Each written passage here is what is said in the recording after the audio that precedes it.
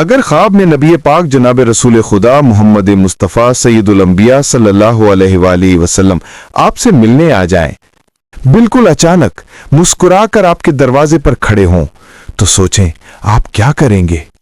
क्या खुशी के मारे दौड़कर दरवाजा खोलेंगे, या दिल कांप जाएगा कि कहीं वो देख ना लें हमारी वो जिंदगी जो उनकी सुन्नतों से बहुत दूर जा चुकी है। क्या आप अपने कपड़े बदलने न दौड़ेंगे?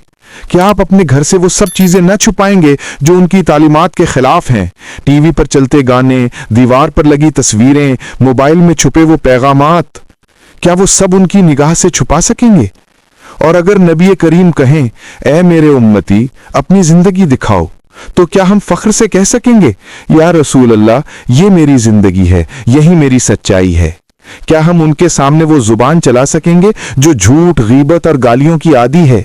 क्या वो हाथ दिखा सकेंगे जिनसे हमने धोखा दिया, फ्रॉड किया, किसी का हक मारा? क्या हम उन निगाहों से नजरें मिला सकेंगे जो बदकारियों और हराम मनाजिर की आदी हो चुकी हैं? क्या हम उनके सामने नमाज छोड़ने के बहाने बना सकेंगे?